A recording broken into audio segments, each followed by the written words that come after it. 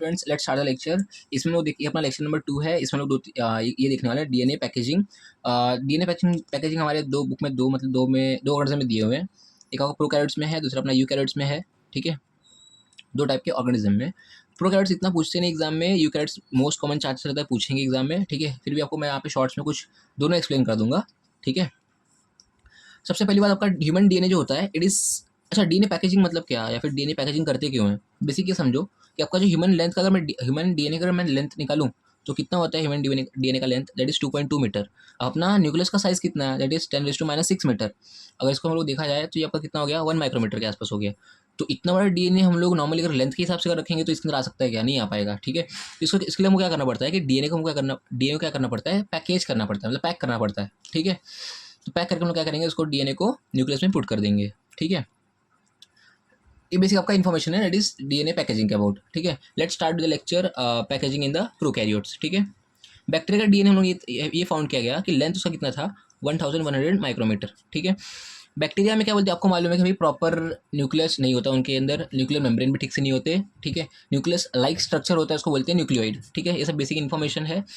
Cell की size की अगर बात करूंगा तो कितना सेल का साइज होगा, डेट इज 2 to 3 माइक्रो के आसपास। ठीक है, तो यहाँ पे कुछ पैकेजिंग के बारे में कुछ इन्फॉर्मेशन लिखा हूँ, पैकेजिंग को देख लेते हैं। लेंथ का मैं आप लोगों को बता दिया मैंने कितना है, 1100 माइक्रो। ठीक है, अब हम लोग क्या करते हैं, इसको कॉइल करें। सो एक सर्कुलर कॉइल करेंगे। एक सर्कुलर कॉइल करने के बाद हम लोग ने ये देखा कि इसका डायमीटर कितना था आपका, अराउंड 350 माइक्रो। मतलब जहाँ पे आपका पहले 1100 था उसको हमने कॉइल किया, एक सर्कल कॉइल किया तो इतना हो गया। ठीक है, सर्कुलर एंड अनफोल्डेड।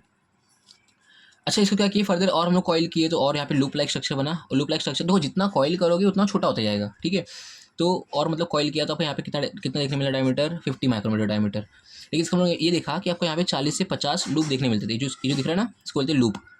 ठीक है, 40 से 50 लूप देखने मिले। अब यहाँ पे एक इंपॉर्टेंट पॉइंट याद रखना, आरएनए जो होता है वो आपको कॉइलिंग में हेल्प करता है, कॉइलिंग में हेल्प करेगा। ठीक है, और डीएनए जो तुम्हारा होता है तुम्हारा फोल्डिंग में है, मतलब फोल्डिंग को उसको हम उतना फोल्डिंग करते हैं। ठीक है, पॉइंट यहाँ पे ये था कि इसको हम लोग और मतलब फर्दर और कॉइल करना था। तो अगर मैं इसका स्ट्रक्चर बनाऊँ कुछ लाइक ऐसा होगा। ठीक है, इसको मैंने और कॉइल कर दिया, यहाँ पे और कॉइल कर दिया।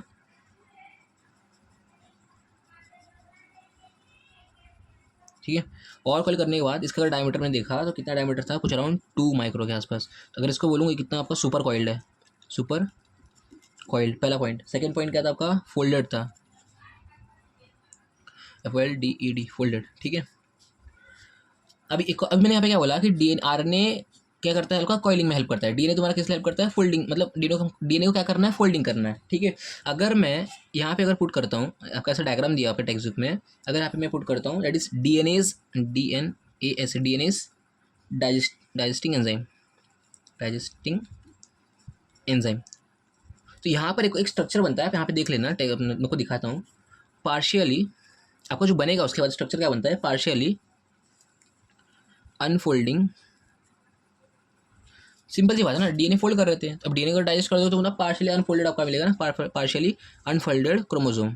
ठीक है, अगर मैं आरएनए का डाइजेस्टिंग एंजाइम डालूंगा तो आरएनएज डाइजेस्टिंग एंजाइम डालता हूँ तो आपको यहाँ पे क्या मिलता है, partially uncoiled chromosome.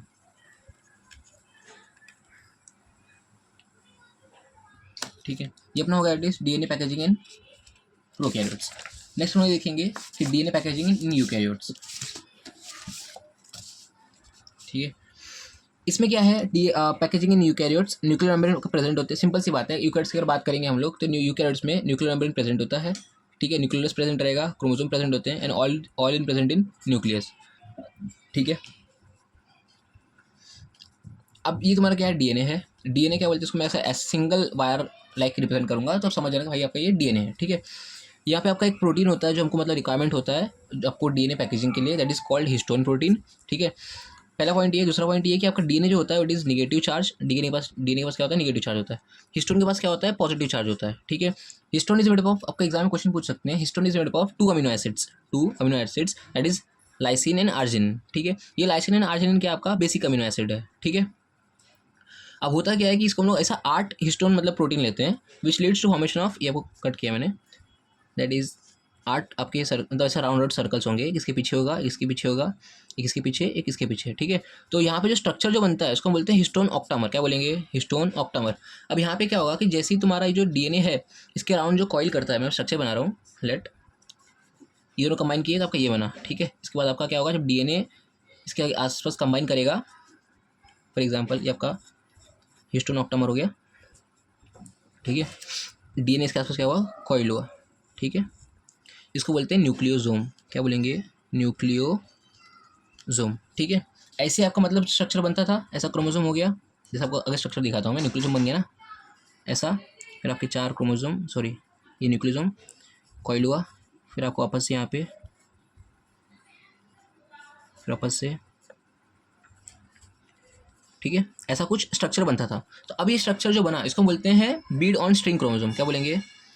Sorry, Beed on string type, beads on string type, ठीक है।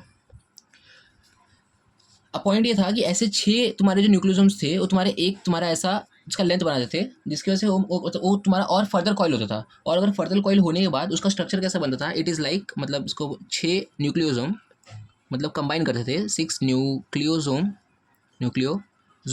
कंबाइन करते थे, और तुम्हारे यहाँ पे कैसा स्ट्रक्चर बनता था, it is like solenoid, like solenoid. और ये तुम्हारा क्या था, it is look like a telephone, मतलब टेलीफोन वायर कैसा दिखता है वैसा दिखता था, लाइक टेलीफोन वायर,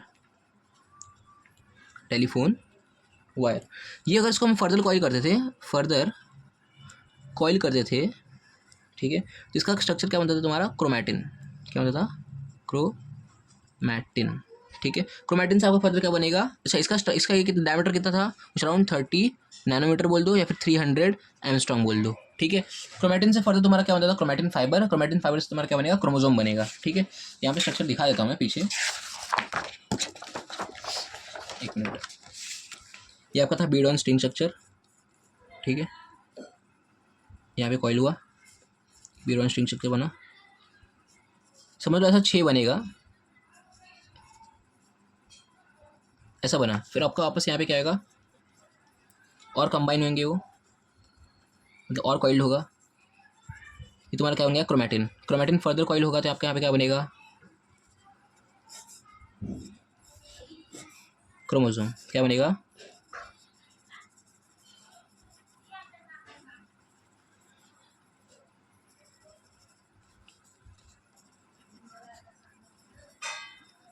ठीक है। ये क्या था, बीड ऑन स्टिंग। ये तुम्हारा होगा क्रोमैटिन, ये तुम्हारा होगा क्रोमोसोम, क्रोमोसोम, ठीक है। नॉर्मली हमारे सेल में डीएनए कैसे प्रेजेंट होता है, in the form of chromatin, ये ऑलवेज याद रखना, ठीक है। क्रोमैटिन फाइबर, क्रोमैटिन वहाँ पे क्रोमैटिन बन गया था, फिर क्रोमैटिन से आपको यहाँ पे क्या बनेगा, क्रोमैटिन फाइबर, क्रोमैटिन और कॉइल हो जाते हैं फर्दर कॉइल, उनको क्रोमैटिन फाइबर बोलते हैं। उसके बाद क्या आपका यहाँ पे क्या बनेगा, क्रोमोसोम बनेगा, क्रोमोसोम, ठीक है। या ये सब देखो, पहले आपका जो मतलब न्यूक्लियोसोम बनाने के लिए आपका यहाँ पे जो लगा दैट इज हिस्टोन प्रोटीन वगैरह, ठीक है। क्या लगा आपका यहाँ पे, हिस्टोन प्रोटीन। हिस्टोन प्रोटीन से आपका यहाँ पे न्यूक्लियोसोम बना, न्यूक्लियोसोम से आपका यहाँ पे क्या बना, बीड ऑन स्ट्रिंग बना, ठीक है। उसके बाद आपका यहाँ पे अगर देखूंगा तो ये क्रोमैटिन फाइबर बने। लेकिन बीड ऑन स्ट्रिंग के बाद जो क्रोमैटिन फाइबर और जो क्रोमोसोम जो बन रहे हैं, इसको मतलब आगे मतलब बनने के लिए और प्रोटीन्स लगता है, जिसको हम बोलते हैं अदर प्रोटीन। अदर प्रोटीन जो रिक्वायरमेंट लगे हमको उसको बोलते हैं एनएचसी प्रोटीन। क्या बोलेंगे, एनएचसी प्रोटीन। एनएचसी प्रोटीन का फुल फॉर्म क्या है, नॉन हिस्टोन क्रोमोसोमल प्रोटीन, ठीक है। ये याद रखना, आपको एग्जाम में पूछ सकते हैं। और एक्स्ट्रा एक और इंपॉर्टेंट पॉइंट क्या था जो मैंने आपको नहीं बताया यहाँ पे, दैट इज कि न्यूक्लियोसोम जो थे आपके यहाँ पे, ये जो न्यूक्लियोसोम बना हुआ है, ये जो न्यूक्लियोसोम है, ठीक है, इसके आपका जो हिस्टोन प्रोटीन जो है ऑक्टामर, जो 8 हिस्टोन ऑक्टामर है, it is made up of 2 ये रहेंगे, 2 H2A रहेगा, 2 H2B रहेगा, एक 2 आपका H3 मॉलिक्यूल्स रहेंगे, 2 आपका H4 मतलब ये प्रोटीन्स रहते हैं, ठीक है। अब एक और पॉइंट ये होता है कि आपका एक और H1 प्रोटीन होता है। H1 प्रोटीन का काम क्या है, क्योंकि मैं इंपॉर्टेंट पॉइंट लिखा हूँ, देख लो। फ्रॉम हियर डीएनए एंटर्स और leaves the enter and leaves the nucleosome. इसका डायग्राम अगर आपको बताऊंगा मैं तो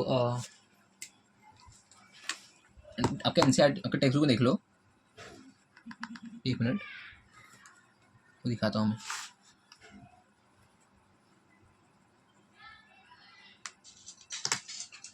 एक मिनट, ऐड लग गया।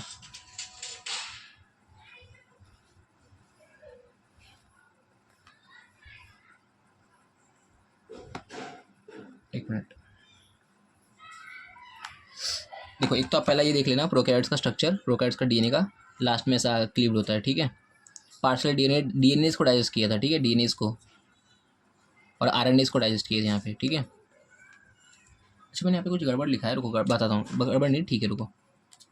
हाँ यहाँ पे देखो, यहाँ पे तुम्हारा दिख रहा है, ये तुम्हारा क्या है, हिस्टोन ऑक्टामर, ठीक है, सॉरी न्यूक्लियोसोम है, ठीक है। न्यूक्लियोसोम में आपका 1 2 3 4 दिख रहा है, और ये 1 2 3 4, ये तुम्हारा क्या बना रहा है, हिस्टोन ऑक्टामर। अब डीएनए तुम्हारा क्या कर रहा है, इसको कॉइल कर रहा है, कॉइल किया, ठीक है। सेकंड पॉइंट आपका यहाँ पे क्या है कि एक और एक्स तुम्हारा हिस्टोन प्रोटीन था, that is H1 histone protein. अब यहाँ पे देख सकते हो कि H1 हिस्टोन का काम क्या है कि यहाँ से डीएनए आएगा और यहाँ से डीएनए वापस इसके अंदर से आपका बाहर हो जाएगा। तो H1 का काम आपका ये है, पहला पॉइंट। दूसरा पॉइंट ये कि यहाँ से यहाँ तक में जो टोटल डिस्टेंस जो इसने जो कवर किया, अब तुमको ये बेसिक मालूम होना चाहिए कि डीएनए तुम्हारा बेस पेयर से बनता है, डीएनए तुम्हारा बेस पेयर से बनता है। तो यहाँ से लेके यहाँ तक तुम्हारा डीएनए कितने बेस पेयर से बना हुआ है, दैट इज कुछ अराउंड 200 बेस पेयर वहाँ पे क्या करता है, कंट्रीब्यूट करता है। अब 200 बेस पेयर में होता क्या है कि यहाँ इस पॉइंट से लेके आपका इस पॉइंट तक, मतलब यहाँ के एकदम एंड एक्सियल ना, एकदम यहाँ पर बॉर्डर पे कितना डीएनए मतलब वो मतलब लेता है, वो कितना बेस पेयर लेता है, कुछ अराउंड 144 की 146 मतलब वो 146 मतलब वो बेस पेयर लेता है।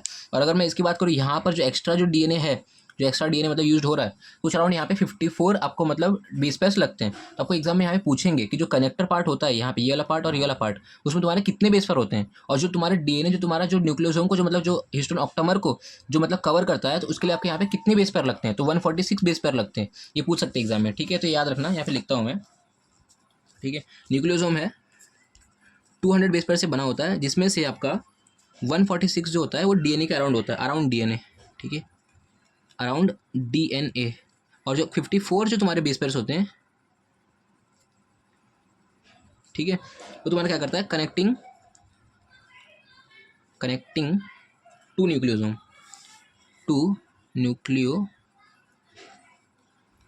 और कनेक्टर ऐसा काम कर रहा है, कनेक्टर, ठीक है। कोई डाउट है तो मुझे पूछ लेना। इसमें नहीं, इसमें लास्ट का एक और पॉइंट बच गया है, एक बार वो देख लो। आपको एग्जाम में ऐसे ही पूछ सकते हैं, what is difference between heterochromatin and euchromatin. अब बेसिक अगर आपको मान लो आपका क्रोमोसोम है, ठीक है, तो होता क्या है कि कुछ जगह होते हैं जहाँ पे ऐसा आपका हल्का हल्का मतलब डीएनए मतलब लूजली पैक्ड रहता है, कुछ जगह पे कुछ ऐसे होते हैं जहाँ पे ना बहुत ज़्यादा डेंसली मतलब आपका डीएनए जो होता है वो एकदम डेंसली पैक्ड रहता है, ठीक है।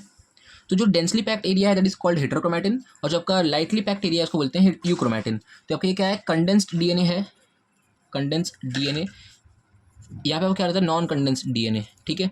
यहाँ आपका ये आपका मतलब जो आपका लूजली पैक्ड है वो आपका कैसा होता है कि एक्सचेंज ऑफ जेनेटिक मटेरियल में मतलब इजीली हेल्प करता है। और जो डार्क बोलते हैं ना ये कंडेंसली पैक्ड है, आपका इतना ज़्यादा वेरिएशन आपका एक्सचेंज ऑफ जेनेटिक मटेरियल में शो नहीं करते हैं। तो ये आपका क्या नॉट हेल्प इन वेरिएशन, ये हेल्प इन वाइस वर्सा, मतलब हेल्प इन वेरिएशन। अच्छा सिंपल सी बात है, अगर मैं यहाँ पे कलर पुट करूँगा तो कौन सा डीएनए ज़्यादा कलर लेगा, सिंपल सी बात है, जहाँ पर डीएनए ज़्यादा प्रेजेंट है वो ज़्यादा कलर लेगा और ज़्यादा डार्क कलर शो करेगा। अगर मैं पिंक कलर डाल रहा हूँ तो लाइट पिंक शो करेंगे, ये वाला पार्ट आपका डार्क पिंक शो करेंगे। तो stain dark colour, stain light pink, ये डार्क पिंक, ये लाइट पिंक, एग्जाम्पल दे रहा हूँ, ठीक है। ट्रांसक्रिप्शन के लिए एक्टिव होता है, इनएक्टिव होता है, ट्रांसक्रिप्शन आपका एक्टिव रहेगा। सिंपल सी बात है, आपका आरएनए फॉर्मेशन उतना नहीं हेल्प करेगा जितना कि ये हेल्प करेगा, ठीक है। रेप्लिकेशन की अगर बात करूँ तो ये आपका स्लो रेप्लिकेशन शो करता है, ये आपका फास्ट रेप्लिकेशन शो करेगा, ठीक है। सारे प्रोसेस जो भी होते हैं एक्सेप्ट स्टेनिंग का प्रोसेस लेकर के बाकी सभी काम ये बेस्ट करता है, ठीक है। इसमें कुछ डाउट रहा तो पूछ लेना, बाकी यहाँ से भी क्वेश्चन पूछ सकते हैं, और डीएनए पैकेजिंग इन यूकैरियोट्स पूछ सकते हैं, ठीक है। थैंक यू, मिलते हैं।